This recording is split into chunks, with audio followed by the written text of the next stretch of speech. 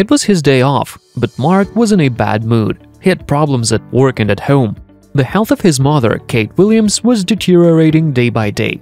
He did not have a father, and all the treatment expenses came upon him. Mark was working for an IT company, but could barely pay the doctor's bills. He also had a hard time because of his girlfriend Nancy, who was very capricious and demanded expensive gifts and attention. She did not understand his difficult situation at all. The young man looked at his watch. Today he had a meeting with his mother's doctor, and then he needed to go on a date with Nancy. When Mark came to the hospital, the doctor said that his mother needed an urgent operation, which cost a lot of money. Mark realized that his only way out was to take another loan at a high interest rate. When he arrived at the cafe, Nancy was already sitting at the table. "Order me this cocktail and ice cream," she told her boyfriend. Mark blushed.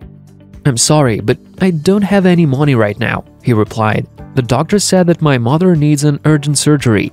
When Nancy heard his words, she made a scandal. She called him a beggar, told him to forget about her, and rushed out of the cafe. The young man was very upset. He managed not to fall into depression only due to the fact that he had to take care of his mother.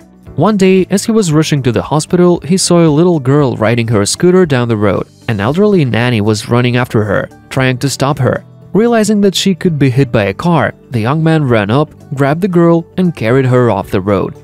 At the same moment, the scooter got under the wheels of a passing car. When the nanny saw this, she had a stroke. Mark called an ambulance, and the elderly woman was taken to the hospital. However, she had managed to tell him the address, and Mark took the girl home. When they arrived, it turned out that the girl lived in a luxurious mansion. "Dad, why didn't you come for so long? I missed you very much." The little girl suddenly sat and kissed Mark on the cheek. The young man thought that she was a little out of her mind because of the shock she had experienced, but then the door opened and a guard stepped out to meet them. "Sam, is that you?" he said, turning pale. "You probably made a mistake. My name is Mark," answered the young man. The guard turned around and ran into the house to inform Mrs. Smith, who was the mistress of the mansion. "Son, you're finally home," she said to Mark as she went outside.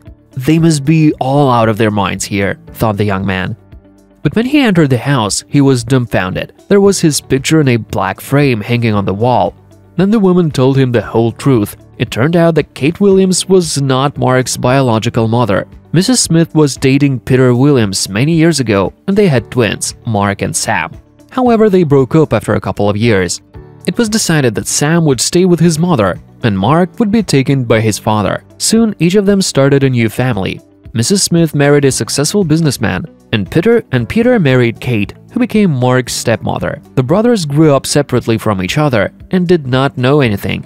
But when Mark was 5, his father died. Kate Williams took care of the boy like her own son and never told the truth. When Sam grew up, he, unlike Mark, got married and had a daughter. However, 6 months ago, he died in a car accident. Having learned the whole story, Mark could not hold back his tears. The family reunited again. Mark's real mother decided to pay for the operation of the woman who had raised her son, and Mark had become the real father for his twin brother's little daughter.